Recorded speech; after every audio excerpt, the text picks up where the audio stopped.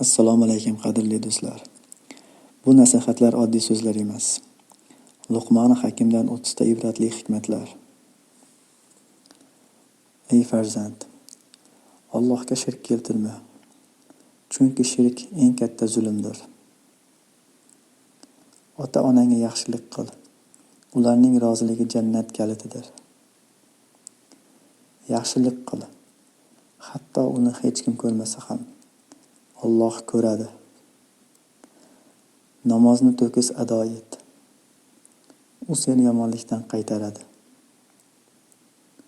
Yaxshilikka buyur, yomonlikdan qaytar. Bu mo'minning belgisi. Boshingga musibat kelsa, sabr qil. Sabr buyuk fazilatdir. Odamlar oldida kibr bilan yurmagin. Kibr qalbni ko'r qiladi. Yer yuzida mag'rur yurmagin. Sen na tog'ni yorasan, na yerga yetasan. Yurishing ham, gapirishing ham me'yorida bo'lsin. Ovozingni baland qilmagin. Eng yoqimsiz ovoz eshakning ovozidir.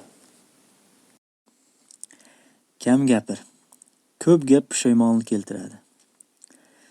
Tilni saqla. U seni sharafga ham, halokatga ham yetaklaydi.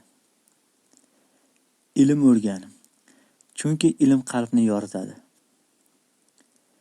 Bilmagan narsang haqida gapirma. Sukut hikmatdir. Do'stni aql bilan tanla. Har kulgan do'st bo'la olmaydi. Yolg'onchidan uzoq bo'l. U yaqin bo'lsa ham yiroqdir. Halol mehnat qil. Oz bo'lsa ham barakali bo'ladi. Boylik bilan emas, axloq bilan ulug' bo'l. Hasad qilmagin. Hasad savobni kuydiradi. Qalbni g'azabdan saqla. G'azab aqlni o'chiradi. Va'dangga vafo qil. Va'daga xiyonat iymon zaifligidir. Omonatni asra. U sening halolligingdir. Odamlarni kamsitmagin. Balki o'zing kamsitilarsan. Shukr qil. Shukr ne'matni ziyoda qiladi.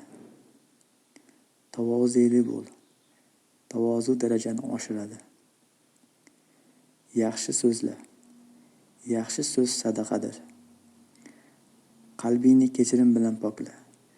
Dushmanlik yurakni qoraytiradi. Bugunni g'animat bil. Umr qaytib kelmaydi. O'zingni isloh qil. Shunda jamiyat ham isloh bo'ladi. Eng katta boylik toza qalb va xotirjam vijdondir. Video yoqgan bo'lsa do'stlaringizga ham ulashib qo'ying.